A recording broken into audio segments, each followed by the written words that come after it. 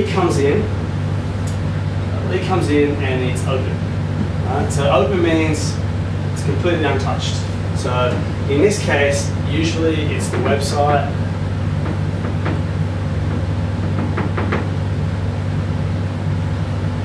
And it starts off as open. Now when it's open, there's only a very limited amount of information. It's whatever the person typed in. Okay? Then what happens is it gets converted. There's a research process that happens, and you've seen that. Yeah. And it gets converted to researched.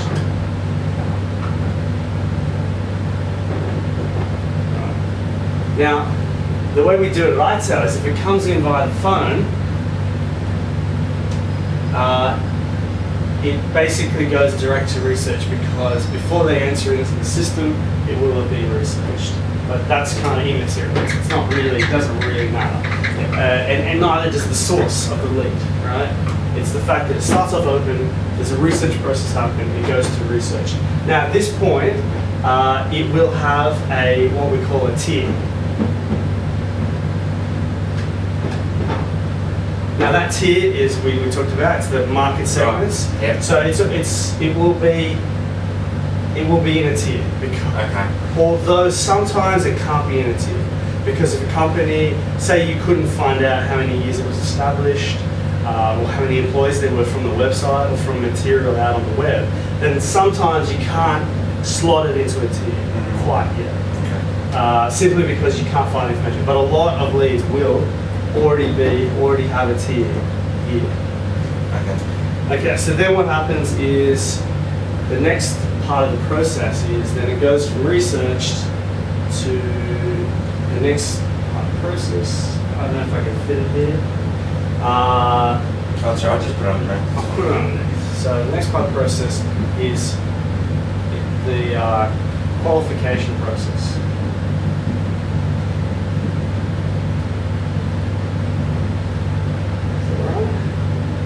Yeah, or qualified lead.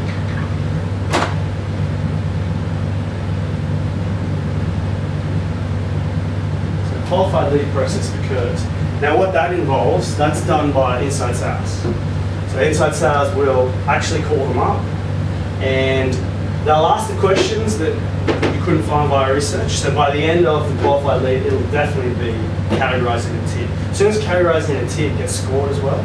The other thing that they'll do here is they will do the BANT analysis. So they'll get the budget, the authority, the need, and the timing. So they'll already pre-qualify that lead. Now, according to that, it gets a score. Yeah. Right. So what might happen is that at this point, it could become, it could get qualified. So let's say it's all good, gets slotted in the tier, it gets qualified, and it's qualified marketing, right? Because we've got, later on, there's also qualified sales. But for now, it's qualified marketing, right? However, at this point in time, it could also change to either nurture, junk, or qualified out. Okay? So these are, might go into these states. So what does that mean?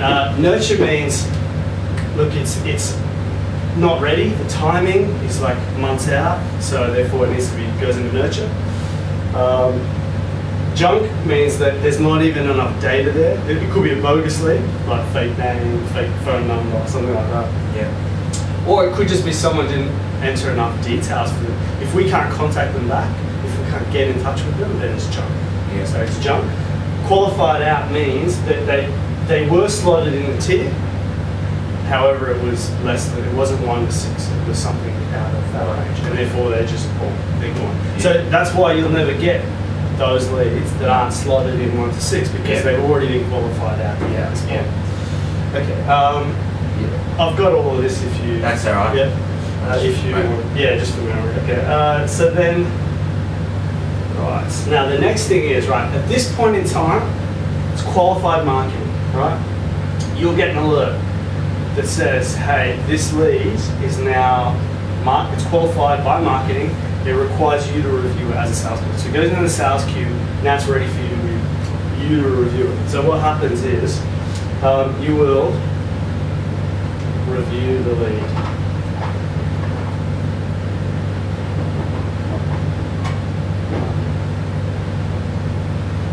So what you'll do is you actually read through the notes they took, the different aspects that they qualified.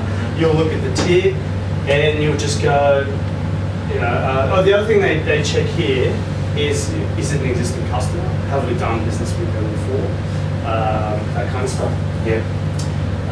So you'll review the lead, and essentially you'll look at it and go, maybe they haven't done enough qualification, right? So where it could end up here is either you accept it,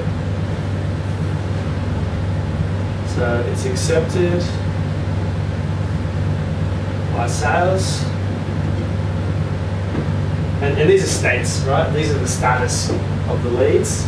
These are processes that go between. So these are not in Salesforce, in a sense, but these are the status. So when any lead you look at the status, you'll get these. So if you accept it as a salesperson, that means you say, yes, you are providing me with a quality lead. I'll now go try to convert that to an opportunity. Or actually, no, what you're actually saying is, it's of a quality that I accept, and I will continue to qualify. So you actually are not converting to an opportunity off the bat. You're actually going, I'll do more. It's worth looking into it, right? Yeah. If you reject it, and this is what I was talking about with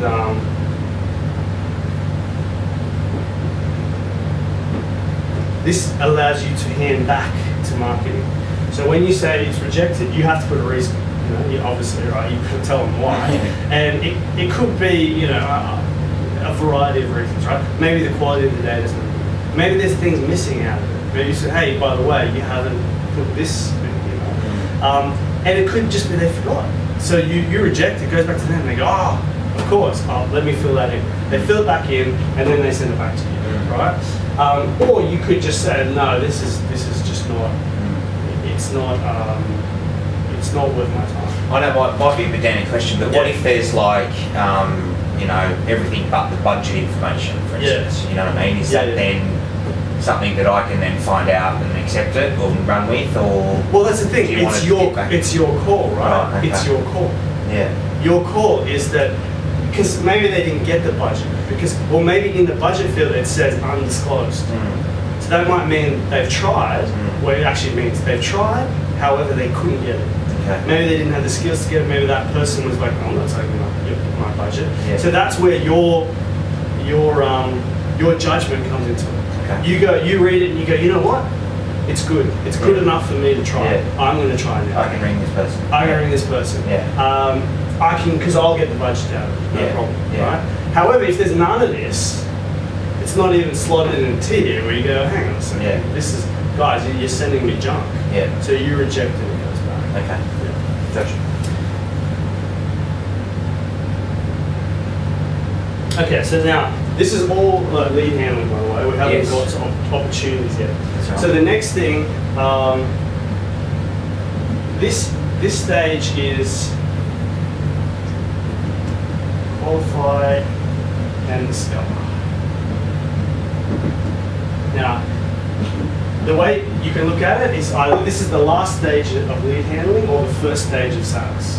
So really, you know, it's that blurry line between two. Because at that point, what you do as a sales guy is you'll do that initial call to the person. Yeah. And in that call, by the end of it, what you'll actually say, by the qualified discover, you'll actually say it's either qualified for sales. You'll say, yeah, you know what? Not only I vouch for this. It's like I've got all the information I need. This is actually worthy of going and being pursued as an opportunity. Or you might find after you call them that in fact you go either it needs to be nurtured.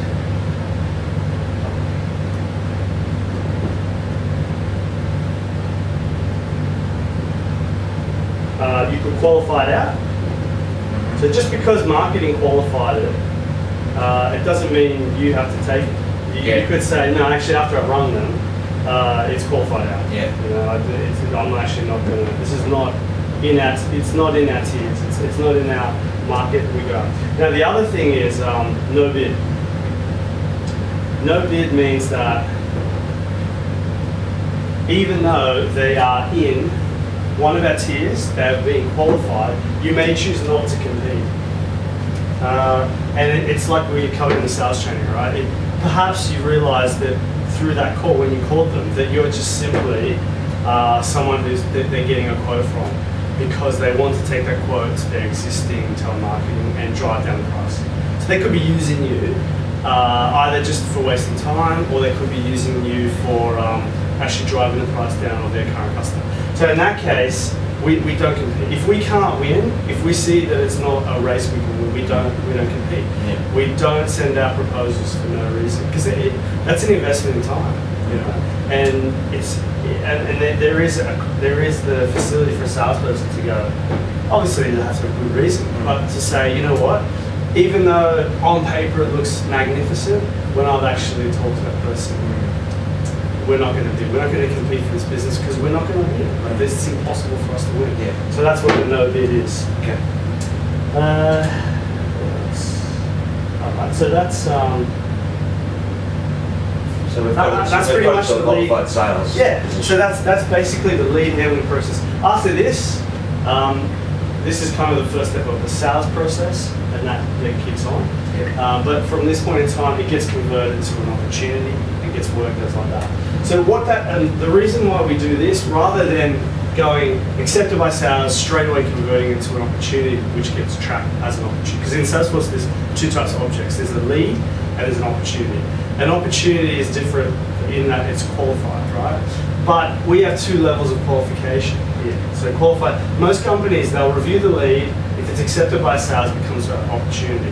The problem with that is there's no way to go for sales to actually make a call and go, no guys, this actually, it's a good opportunity, but it needs to be nurtured. You make that call, right? Otherwise, if you don't have that, what happens is only marketing gets to say, this needs nurturing. Whereas here, because of this process, sales also gets to say, you know guys, this needs nurturing. Or this is qualified out. This is not good, this is not right. And that's why we have this extra, I guess, step, which most companies don't have. They just go, they don't have research.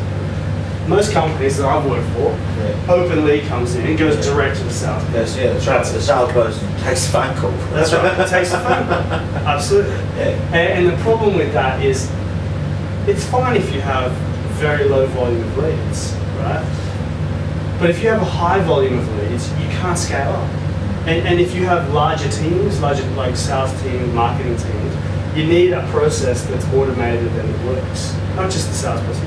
It doesn't make sense anyway, right? How does a salesperson justify spending an hour on the phone with an unqualified lead that just came off the website when they've got 6 opportunities in the pipeline that are closing this quarter, and they can't get off the phone? It's like when I see that, I think that's just money being poured down the drain, because you get an inside salesperson or an admin. You get an admin at 20 something an hour to do the research. Not your sales guy. Your sales guy, if he's bringing in $500,000 that year, then his time's worth almost 200 an hour, right? That's 10 times what an admin's doing. And you know, as a business owner, and this is like you've got to understand this too, because when you go and sell it, it's the same thing, right?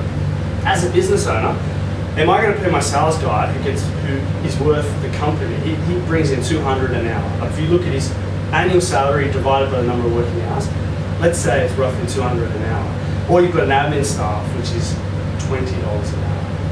Who's going to spend that hour doing the research? Well, even if it's half an hour, who's going to spend that half an hour looking up the website, finding how many employees they have, all that stuff that a salesperson would do before they call, like, so they don't look like an idiot?